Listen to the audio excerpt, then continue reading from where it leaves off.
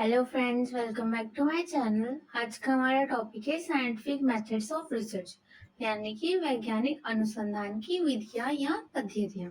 तो सबसे पहले जान लेते हैं साइंटिफिक मेथड होता क्या है। Scientific method is a logical and systematic approach used in research to observe problems, collect data, test hypotheses, analyze result and draw valid conclusions।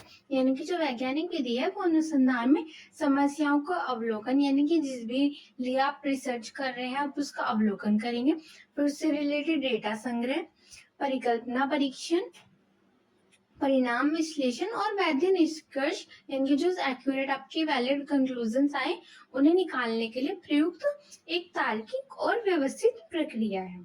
इसके बाद डेफिनेशन दी है इसकी कॉल पॉपर ने। Scientific method is the method of formulating hypotheses and testing them to reject or support theories। यानी कि वैज्ञानिक विधि परिकल्पनाओं को बनाकर उन्हें परीक्षण करने की प्रक्रिया है जिससे सिद्धांतों का समर्थन या खंडन किया जा सके। यानी कि जो आपने अपनी थ्योरी बनाई है क्या वो या तो उसको आप सपोर्ट कर सके या फिर अगर कोई थ्योरी है आप उसके विरोध में ये बात कर रहे हैं तो आप उसको रिजेक्ट कर सके। अब इसकी विशेषताएं क्या होती है साइंटिफिक मेथड की। ये एम्पेरिकल है, यानी कि based on observation and evidence, यानी कि अनुभवजन्य है, यानी कि आप इसको अवलोकन कर सकते हैं, आप इसको देख सकते हैं और आप इसको प्रूफ दे सकते हैं, एविडेंस पर आधारित होता है। उसके बाद सिस्टमैटिक, यानी कि व्यवस्थित, यानी कि जो भी इसके स्टेप होते हैं स्टेप बाय स्टेप, आप जैसे आप अपने क्वेश्चन सॉल्व करते हैं, मेथड्स होते हैं, फॉर्मूला स्टेप बाय स्टेप आप उसको यूज करके आप अपने आंसर तक पहुंचते हैं, उसी तरह साइंटिफिक मेथड भी एक क्रमबद्ध प्रक्रिया है कि इसमें स्टेप बाय स्टेप का पूरा प्रोसेस होता है। उसके बाद ऑब्जेक्टिव्स क्या होते हैं, यानी कि ऑब्जेक्टिव होते हैं वस्तुनिष्ठ, यानी कि free from personal bias and और बिलीफ, यानी कि आप अपनी अकॉर्डिंग से कोई भी पक्षपात नहीं कर सकते, ये बिल्कुल ऑब्जेक्टिव होना चाहिए, वस्तुनिष्ठ होना चाहिए, यानी कि सिर्फ उसी टॉपिक से रिलेटेड होना चाहिए, कोई पर्सनल उसमें बेस नहीं होना चाहिए। उसके बाद रेप्लिकेबल, यानी कि पुनरावृत्ति योग्य, यानी कि result can be repeated and verified, कि अगर आपको अपने रिजल्ट्स का परिणामों को प्रूफ देना है तो आप क्या कर सकते हैं उनको रिपीट कर सकते हैं, यानी कि अगर आपने एक बार सोल्व कर लिया तो दोबारा वो ऐसे नहीं हो पाएगा, कोई भी सिचुएशन हो अगर आप उसको प्रूफ करना चाह रहे हैं तो वो दोहराव उसमें होना चाहिए।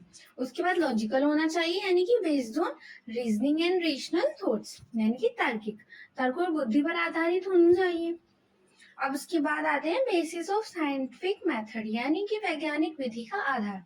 सबसे पहला होता है इसमें ऑब्जर्वेशन एंड एक्सपीरियंस, यानी कि आप अपने अनुभव के आधार पर अवलोकन करके जो भी आपने ऑब्जर्व किया है उस अकॉर्डिंग आप अपनी साइंटिफिक मेथड को आधार तैयार कर सकते हैं। उसके बाद रेशनल थिंकिंग, यानी कि जो आपकी तार्किक सोच है आप उस आधार पर अपना साइंटिफिक मेथड बना सकते हैं।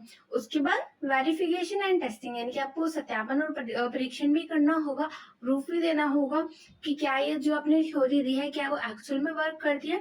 उसके बाद आप इसमें क्या कर सकते हैं use of tools and methods, यानी कि आप अपने उपकरणों को और जो पहले की विधियां हैं आप उनका भी प्रयोग इसमें कर सकते हैं। उसके बाद एविडेंस बेस्ड कंक्लूजन, यानी कि जो भी आपका कंक्लूजन आएगा वो आधारित होगा साक्ष्य पर, यानी कि आपके पास पूरा प्रूफ होगा जो भी आपने अपना कंक्लूजन दिया है उसके लिए।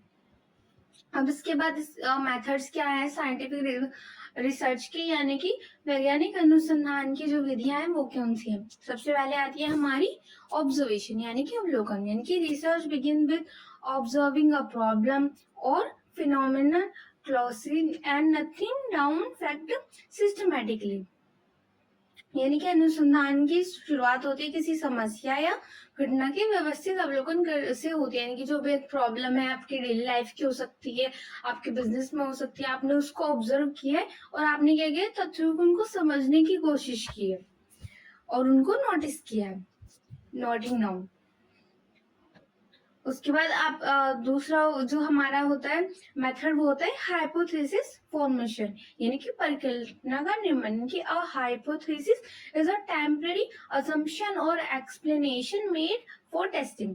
It provides direction to research, यानी कि परिकल्पना एक अस्थायी अनुमान या स्पष्टीकरण होता है जिससे परीक्षण हेतु बनाया जाता है। यह अनुसंधान को दिशा देता है। आप इसको एग्जाम्पल के लिए ले सकती हैं कि आपको कोई आइडिया नहीं है कि आज आपकी कितनी यूनिट की सेल होगी, पर आपने अगर एक स्टैंडर्ड अपना रख लिया है कि आज आपने पिछली सेलिंग के यूनिट्स का एनालाइज करके आप देख सकते हैं कि आपके आसपास 500 यूनिट की सेल्स होगी या जो भी 600 यूनिट की, तो जो अभी आपने उसको माना है वो आपकी परिकल्पना कहलाएगी। अब इसको आप स्टैंडर्ड कह सकते हैं बिजनेस में, और इसको अगर आप साइंटिफिक मेथड्स के थ्रू यूज करते हैं तो अब वो आपकी हाइपोथेसिस। उसके बाद आती है एक्सपेरिमेंटेशन, यानी कि प्रयोग, यानी कि experiments are done in control condition to test the hypothesis and establish cause effect relation, यानी कि नियंत्रित परिस्थितियों में प्रयोग करके परिकल्पना की जांच की जाती है और कारण प्रभाव संबंध स्थापित किए जाते हैं। यानी कि जो आपने पहले जो अपनी हाइपोथेसिस बनाई है आप उसकी जांच करें कि क्या वो एक्चुअल में है या नहीं है, और फिर आप उसके कारण और प्रभाव को स्थापित कर रहे हैं। अब इसके बाद आती है डेटा कलेक्शन, यानी कि डेटा संग्रह। Data is gathered using tools like questionnaires, observation sheets and instruments ensuring accuracy and objectivity, यानी कि जो डेटा को आप अपनी प्रश्नावली, उपकरण या अवलोकन जैसे माध्यमों से सटीकता और निष्पक्षता के साथ एकत्र कर सकते हैं। यानी कि आप किसी भी सोर्स से डेटा ले सकते हैं, बट वो एक्यूरेट होना चाहिए और वो निष्पक्ष होना चाहिए। उसके बाद आते हैं एनालिसिस एंड इंटरप्रिटेशन, यानी कि विश्लेषण और व्याख्या, यानी कि collected data is analyse statically और logically to discover patterns and reach meaningful conclusion, यानी कि जो भी आपने डेटा एकत्र किया है वो आप सांख्यिकी या तार्किक रूप से विश्लेषण कर निष्कर्षों तक पहुंचा जा सकता है। यानी कि जो भी आपने डेटा कलेक्ट किया है आप उसको अपने कंक्लूजन तक पहुंचाते हैं। उसके बाद आते हैं कंक्लूजन्स एंड रिपोर्टिंग, यानी कि निष्कर्ष और रिपोर्टिंग, यानी कि the hypothesis is either accepted or rejected based on evidence and result और डॉक्यूमेंटेड क्लियरली, यानी कि जो भी आपने अपनी हाइपोथेसिस बनाई थी, जो भी आपने अपनी परिकल्पना बनाई थी, वो साक्ष्यों के आधार पर उसे स्वीकार किया गया। अगर वो स्वीकार मतलब जो भी आपका कंक्लूजन आया उस बेस पर आप उसको स्वीकार कर देंगे या अस्वीकार कर देंगे और उस अकॉर्डिंग आप अपनी रिपोर्ट बना लेंगे। अब उसके बाद आते हैं कॉम्पोनेंट्स ऑफ साइंटिफिक अप्रोच, यानी कि वैज्ञानिक दृष्टिकोण के घटक। क्या क्या होता है? आइडेंटिफिकेशन ऑफ अ प्रॉब्लम, यानी कि समस्या की पहचान। सबसे पहले आप देखेंगे कि आप किस क्वेश्चन से रिलेटेड, अपनी समस्या से रिलेटेड आप अपनी जो साइंटिफिक मेथड है आप उसको यूज कर रहे हैं और अपनी परिकल्पना बना रहे हैं। उसके बाद रिव्यू ऑफ रिलेटेड लिटरेचर, यानी कि संबंधित साहित्य की आप समीक्षा कर सकते हैं, यानी कि जो भी आपके पास उससे रिलेटेड इन्फॉर्मेशन ऑलरेडी अवेलेबल है, जो भी आपके पास लिटरेचर अवेलेबल है वो आप उसको देख सकते हैं। उसके बाद हाइपोथेसिस डेवलपमेंट, यानी कि आप अपनी परिकल्पना का निर्माण करते हैं। उसके बाद research design and data collection, यानी कि अनुसंधान की आप अपनी पूरी योजना बनाएंगे किस हिसाब से आप प्लान करने वाले, और डेटा संग्रह। उसके बाद आते हैं एनालिसिस एंड ड्राइंग कंक्लूजन, यानी कि आप क्या करेंगे? विश्लेषण करेंगे जो आपके पास डेटा है और उससे एक कंक्लूजन निकालेंगे। और उसके बाद रिपोर्टिंग एंड पब्लिकेशन, यानी कि आप रिपोर्टिंग करेंगे और जो भी आपने आपका थ्योरी बनी है आप उसको प्रकाशन कर सकते हैं।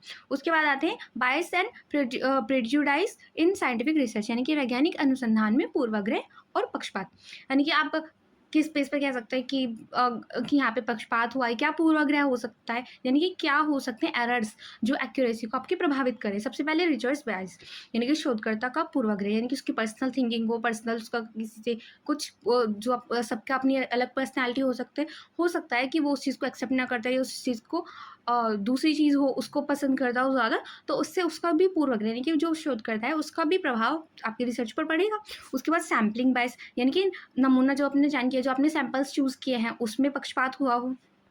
उसके बाद आते हैं कन्फर्मेशन बायस, यानी कि पुष्टि पूर्वाग्रह, यानी कि आपके कन्फर्मेशन में कोई जो पक्षपात है वो हुआ। उसके बाद सिलेक्शन बायस, यानी कि आपके जो सिलेक्शन किया है, जो आपने चूज़ किया है वहाँ पे पूर्वाग्रह हुआ। उसके बाद मेजरमेंट में कुछ गड़बड़ हुई हो, कुछ गड़बड़ रही हो, एक्यूरेट ना आ पाए हों। उसके बाद आते हैं कल्चरल और सोशल बायस, यानी कि सांस्कृतिक और सामाजिक, यानी कि हो सकता है कि आप जिस चीज़ को जिस वे में ले रहे हो आप दूसरी सोसाइटी में जाएँ, वहाँ उस चीज़ को उस वे में ना लिया जाए।